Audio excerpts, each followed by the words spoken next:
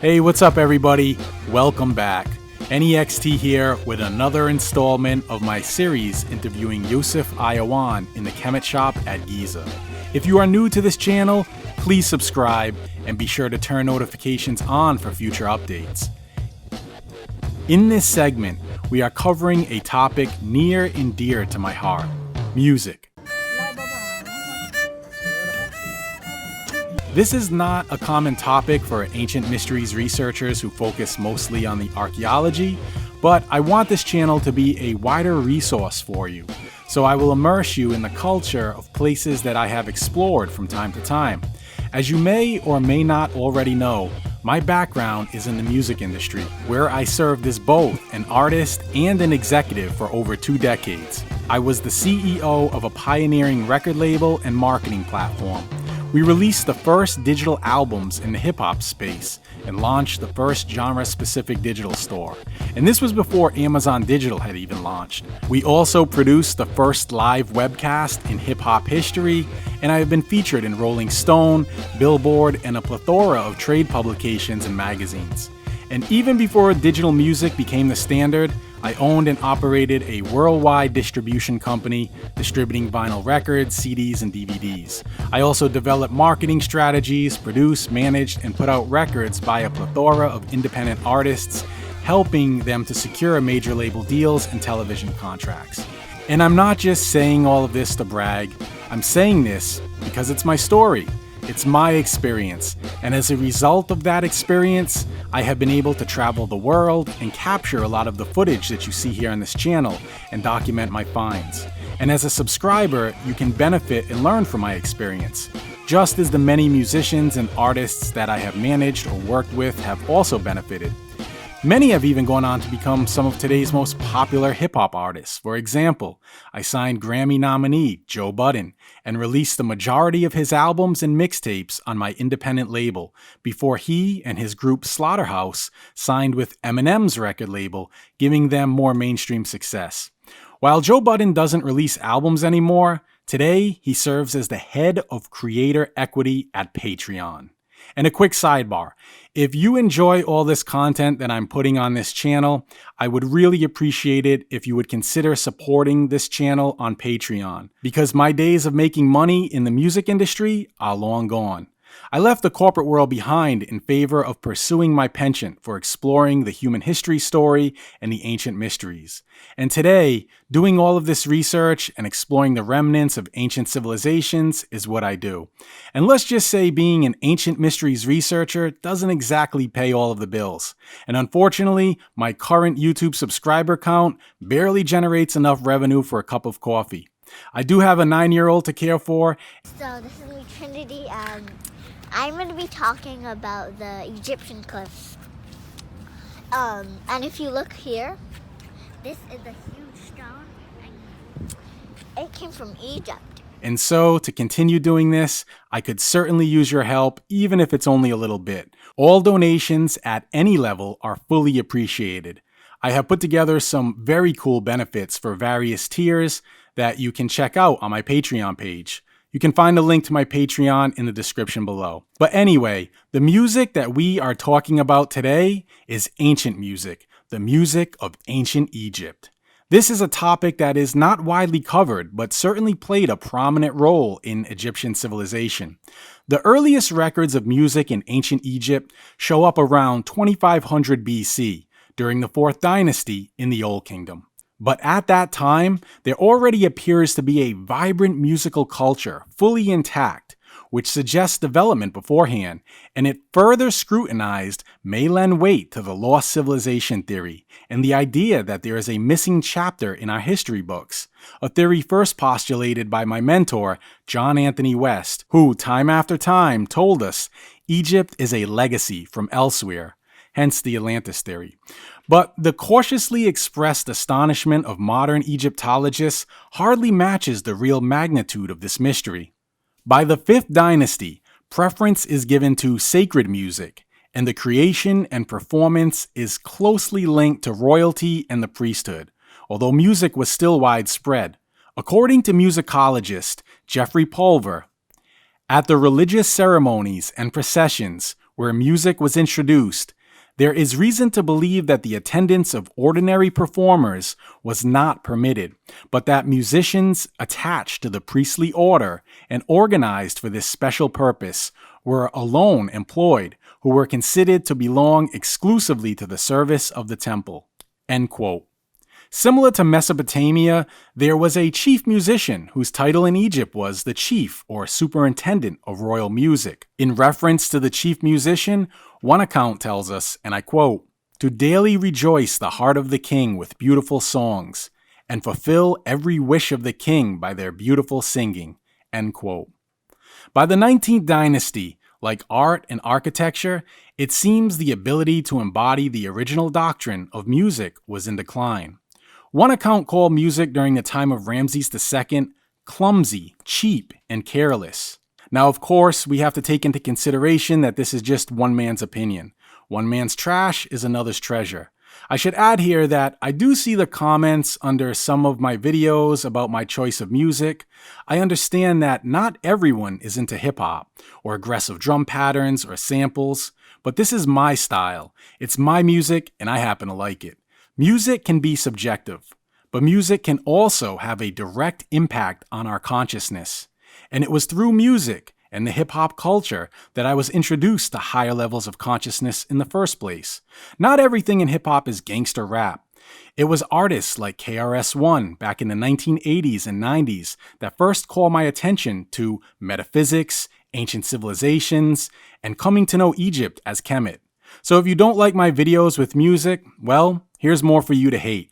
But what we can't deny is the role music played in ancient Egypt. As musicologist Jesse Strickland puts it, ancient Egypt had perhaps the most advanced and complex music culture in the ancient world. End quote. It was actually music that brought me around the world in the first place and gave me the opportunity to explore and film all these ancient sacred sites. Like symbolism, there is a sacred aspect to music. In my video on the Dendera light bulb, we discussed how Ihi was a personification of vibration, and the ancient Egyptians clearly venerated the effects of vibratory science. We will be discussing strange acoustic anomalies and phenomena that is ever present in Egypt inside the tombs, temples, and pyramids in future videos. For now, let's take a visit to the Khemit shop at Giza, where Yousef Awyan is going to talk a bit more about the history of ancient Egyptian music. And he will explain why he thinks the Egyptians had 7 scales and not 5 as commonly held. And will also be entertained with a stellar performance live from the Khemit shop. I had asked Yousef what was up with the music, and this happened. What's up with the music, man?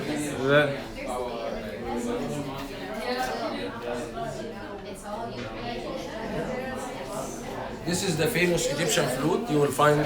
Have you seen it today in the Egyptian Museum? There is a scene that shows people playing music and ladies dancing in the old kingdom scene. So we have this instrument from the beginning, actually. And music was very useful in the ancient time. It was in the religious ceremonies, festivals, and also during working, so they can, if they are gathering like harvesting crops from the fields, then they play music so everybody can work in harmony. And there is also, when history was written by victorious. So the Greeks said that the Egyptian civilization was half barbarian and half civilized, and their civilization was the top of the line. And of course this is not true. And music proves that, because they said that the 7-note scale was given by them, of course, but it's not true. We have this instrument and it has the 7. Also, like all Pythagoras and what they learned from the Egyptians and the Thales. students, exactly. All the Greek mystery schools come out of ancient Egypt. Exactly. When you go to Saqqara, before the Serapeum, there is an area for the philosophers. They are Greeks that used to be here 500 BC.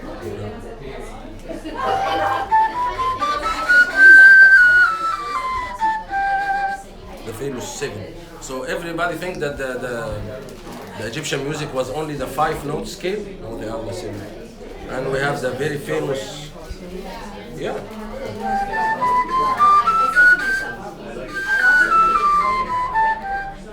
have the other famous scales that has the third quarter of a tone. Because you know, if you look at a keyboard or a guitar, you have the white keys and the black keys. This is a tone and this is half tone. But in our music scale, we had the third quarter of a tone as well, which is not big difference, but it has its own taste line.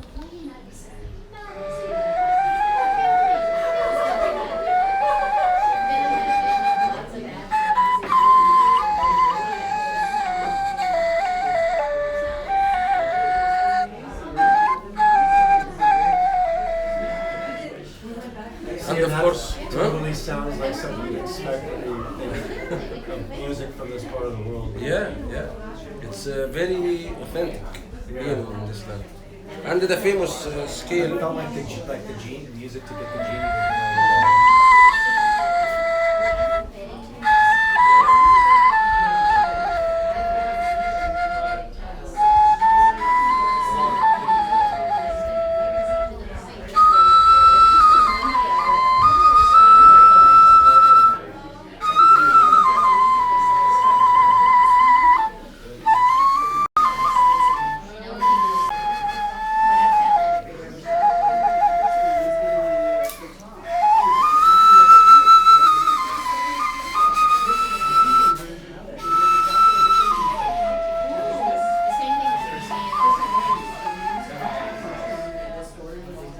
Yeah. That's like a huge difference when you put Yeah, and this is called the lute. Strings. I'm not saying that because I'm proud to be Egyptian only, because I actually studied and knew that the roots of all these musical instruments comes from This was what? What do you call it? oud. Some people call it the lute, but the lute has the frets. This one is loose. That's like, what's his name in Aswan? It's different. The Nubian in Aswan. That, Which one? He plays the lute like this? not, it's a little different than that. Ramadan. Ramadan.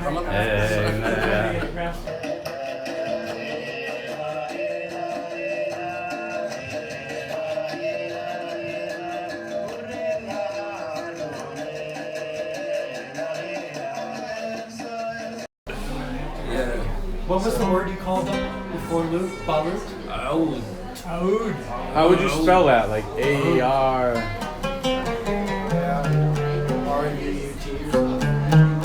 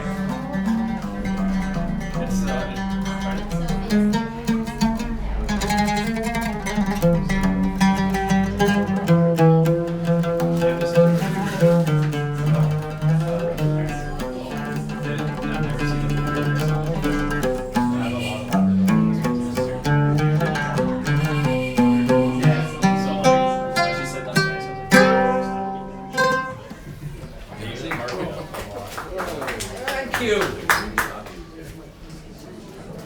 This is called the datar, and it's famous for doing lots of parties, including exorcism. That's a very deep.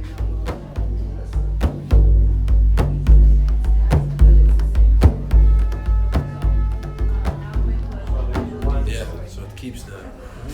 Stop busting out some raps. That's the bass.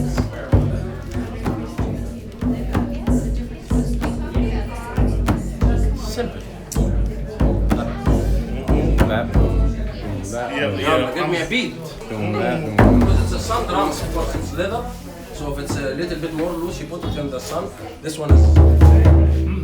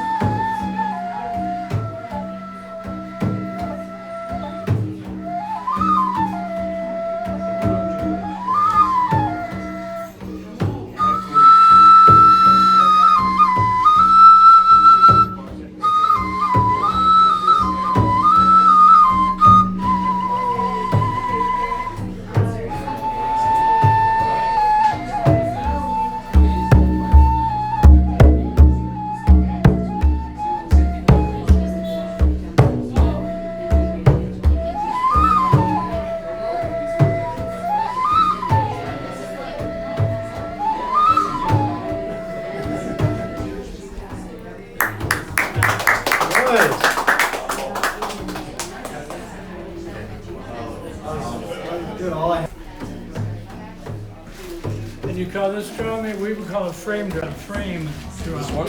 Yeah, this one. Yeah. You call it, Tar. say it again. Tar. Tar. Tar, like guitar. Like guitar, right? Yeah, Tar. Yeah, cool.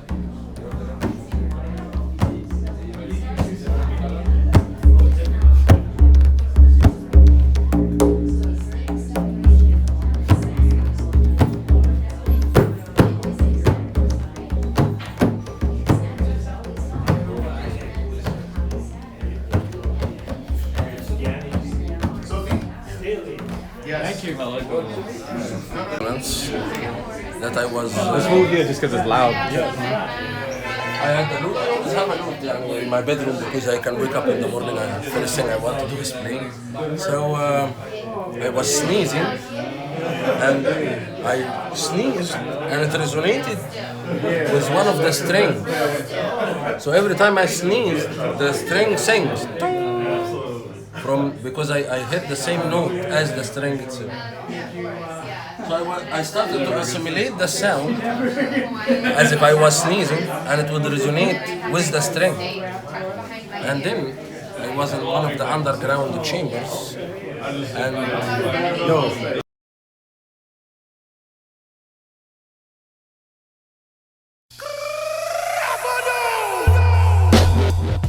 I'm going to cut it here, as our next segment will go deeper into resonance and the acoustic anomalies of structures in ancient Egypt.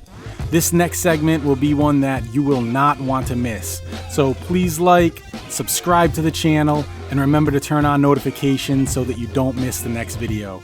And if you like this video, please share it with your friends. Also, be sure to follow at Anyextee on Twitter, Instagram, and Facebook.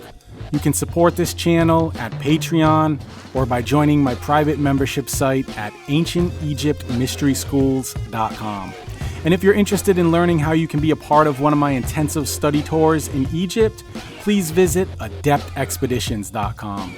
Thanks for watching, and I'll see you next time.